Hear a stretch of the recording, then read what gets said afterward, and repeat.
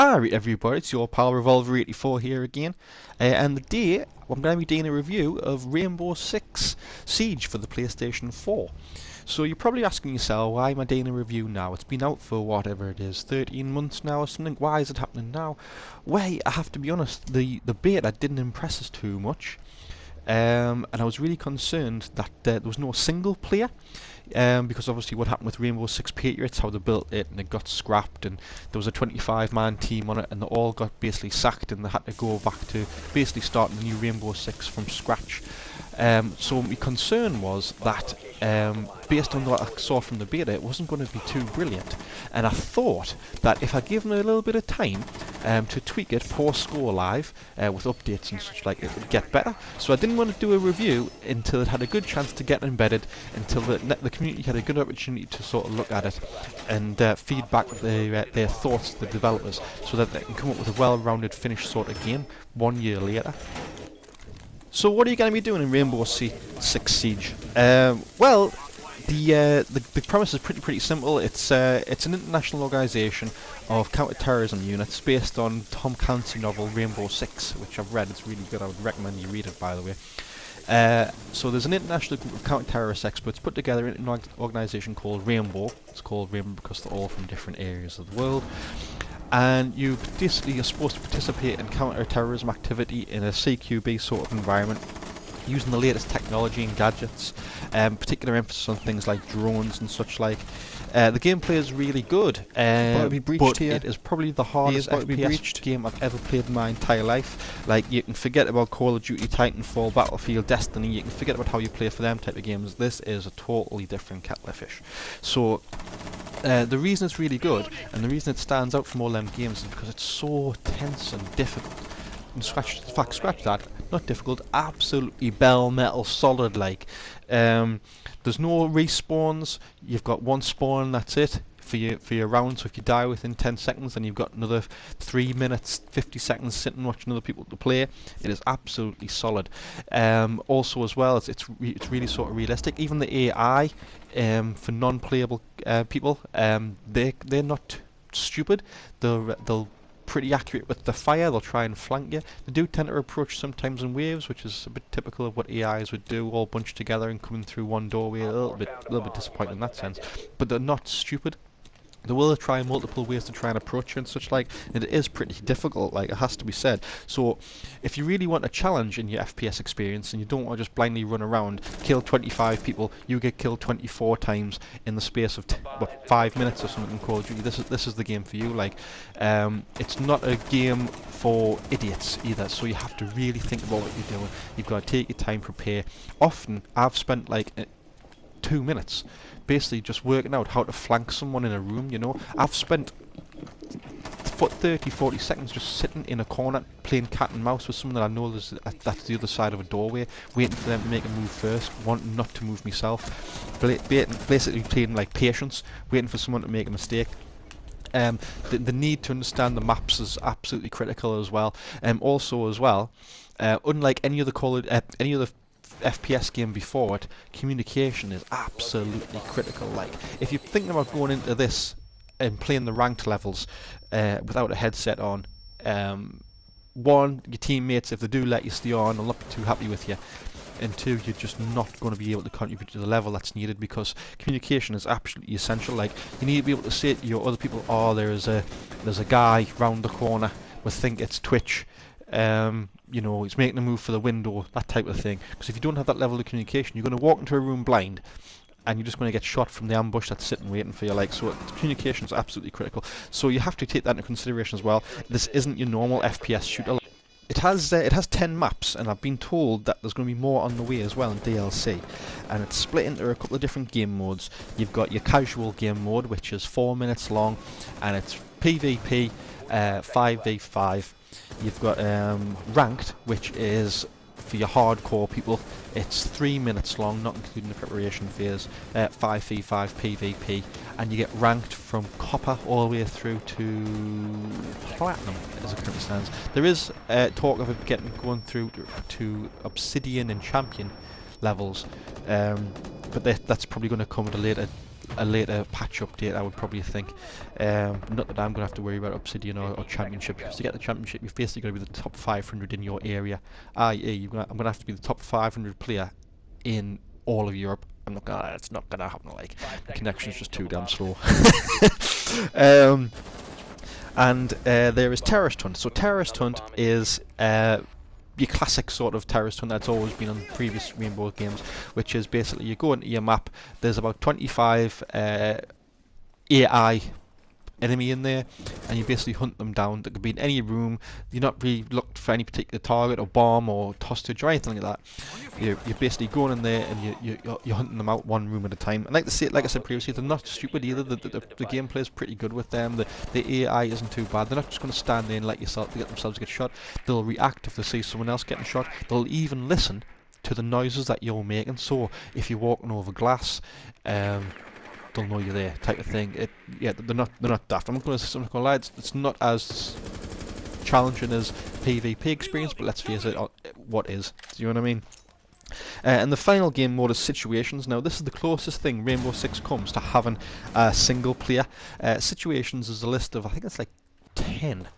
I guess you could call them missions, sort of thing. They're called situations in the game, and basically you're running through the maps again, but you have a set character, and it's just you running it, and it's basically a glorified terrorist hunt, except you've got to have a specific character, and you're against a clock, and you have like 3 targets to try and get. Like, it's usually like stay above 50% health, get 2 headshots, that type of thing.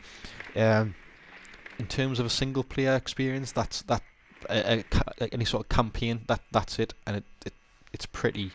In terms of what you'd expect from a campaign, if you compare it to the likes of like Titanfall or Battlefield or especially Call of Duty, it's pretty damn poor. I don't know why they didn't just take the plot from the Patriots and just transpose it into this generation and make it look better and use it, type of thing. I don't know why they've missed it out, and it is a gleaming omission. Really, it really stands out that they haven't got a proper single player experience. There's no story, which is very frustrating, because the whole Rainbow Six Enterprise has a really long, strong story and lore. You know, they make a whole point of saying at the start that Rainbow's been reinitiated and this, that and the other, and you think, oh good, right, excellent, it's been reinitiated. There's some sort of threat that requires an international counter-terrorism force. What is it? Doesn't materialise. There's no, for all intents and purposes, there isn't a single player PvE story-driven experience, so don't go in there expecting one. Having said that, the game modes themselves and the gameplay, because they're so excellent, they sort of make up for it, but you can't. For me, you can't in the 21st century come out with a game and not have at least some sort of story-driven single player mode. Like, it's sacrilegious, really. It's a massive omission.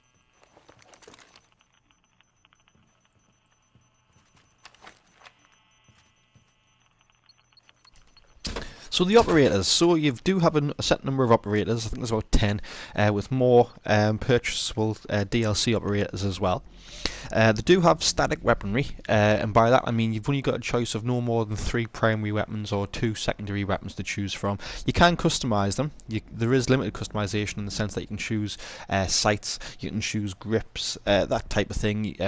You know, like laser guide pointer type of things. But the Ubisoft's mainly sort of focus on their customization on skins, so there's a lot of skins you can choose from that you purchase with your renown points. But in game terms, once the purchases of the attachments are out the way, there's very little character customization beyond that. You can purchase headgear, which is just basically masks for some of your characters, but you can't purchase anything more. They're slowly introducing things like uniforms and elite stuff for your characters as well, but for all intents and purposes your character looks exactly the same. It's just a different type of skin. They do have set gadgets each, and it's really important that you understand what your gadget does for the operator that you're running, because the particular operator has to be appropriate for the mission in hand. So for example, Fuse is a guy who uses a device that you stick against a wall and fires grenades into the wall, which can be used to destroy enemies, but at the same time it can blow our posturas, so you've got to use the appropriate guy for the appropriate area. Similarly as well, because they have strengths and weaknesses, each character, based on what guns they're running the devices, there's usually like a rock, paper, scissors exercise whereby there usually is a counter on the opposing defending team that can counter it. So again, Fuse, with these grenades firing through a solid wall into the room opposite to destroy enemies, there's a counter to that, but the guy called Jaeger, who has a device which catches and blows up grenades, incoming grenades, before they actually have a chance to explode. So there is an element of rock, paper, scissors. So it's really important to understand what your gadgets do and understand your guys. In multiplayer, because multiplayer people's names can be so long and difficult to pronounce in a really short period of time, like for example, if you're running with a guy called Ivanhoe_loves nufc.com or something like that, you're not going to be able to shout that name out in the space of like 2 seconds.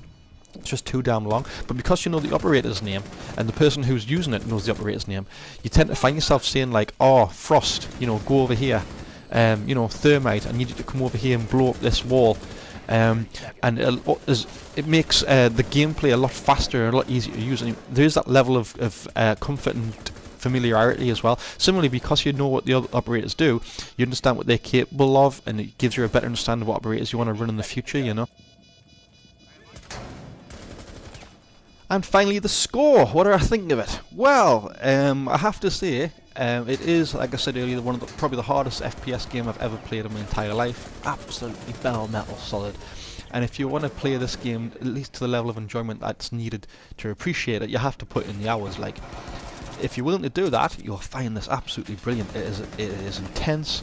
It is really sort of fast in places and really slow in other places. You have to play cat and mouse with your opponents. You have to be very clever. You have to understand the map layout. You have to know what your gadgets are capable of. There is a very long, strong level of requirement to get to play this game well.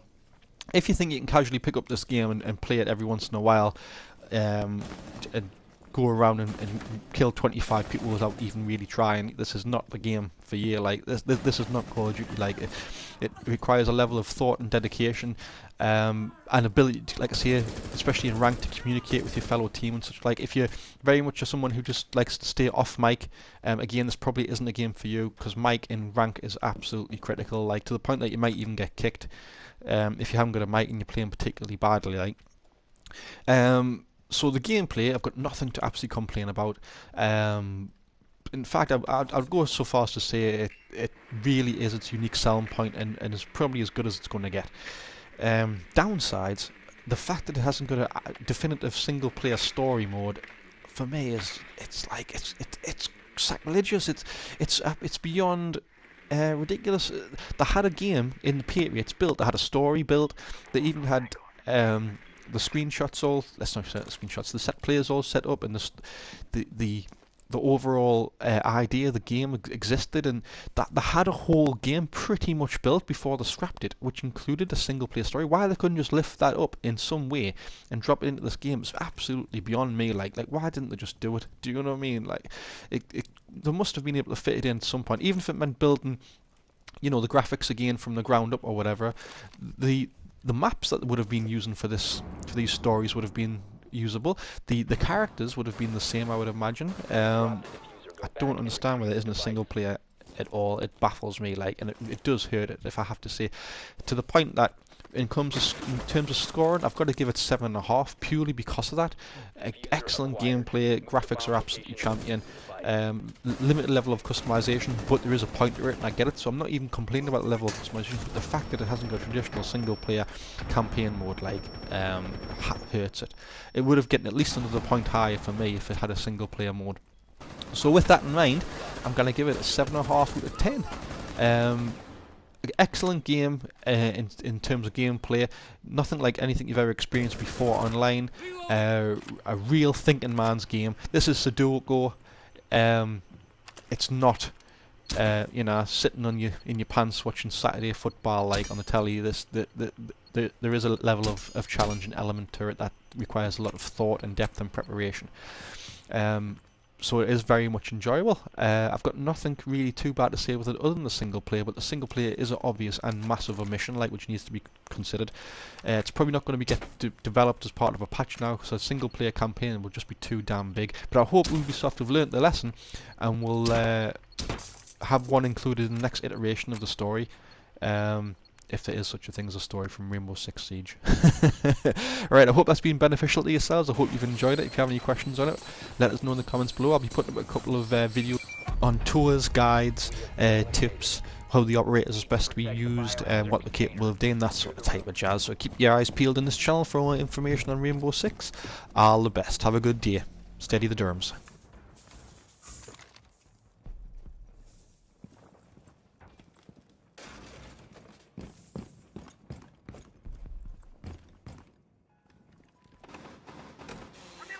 Device primed.